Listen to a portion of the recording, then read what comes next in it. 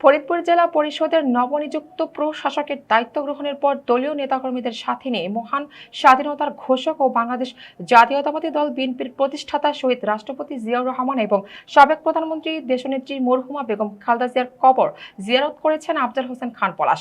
প্রতিনিধি মাহবুব চিস্তি জানান, শনিবার রাজধানীর শেরেবাংলা নগরে অবস্থিত জিয়া উদ্যানে দলীয় নেতাকর্মীদের সঙ্গে নিয়ে তিনি পুষ্পস্তবক অর্পণ, দোয়া ও মোনাজাতে অংশ নেন। শ্রদ্ধা নিবেদন শেষে দুই নেতার আত্মার মাগফিরাত কামনায় বিশেষ দোয়া ও মোনাজাত পরিচালনা করেন আফজাল হোসেন খান পলাশ। পরে সাংবাদিকদের প্রশ্নের জবাবে আফজাল হোসেন খান পলাশ বলেন, প্রধানমন্ত্রী তারেক রহমান তৃণমূলে আমাকে ফরিদপুর জেলা পরিষদের প্রশাসক হিসেবে নিয়োগ দেওয়ার কৃতজ্ঞতা প্রকাশ করছি।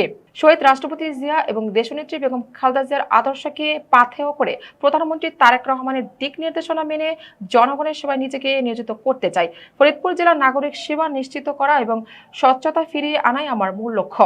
আফজাল হোসেন খান পলাশ বলেন, আমাদের অনুপ্রেরণার উৎস শহীদ রাষ্ট্রপতি জিয়াউর রহমান এবং আমাদের গণতন্ত্রের মতো দেশনেত্রী বেগম খালেদা জিয়ার মাজার জিয়ারতের মাধ্যমে আমাদের কার্যক্রম শুরু করলাম। প্রধানমন্ত্রী তারেক রহমানের নির্দেশনায় দুর্নীতিকে জিরো টলারেন্স ও মানব কল্যাণমুখী ও সকলের সহযোগিতায় স্বচ্ছ ও সুন্দর জেলা গড়ার প্রত্যয় ব্যক্ত করেন তিনি।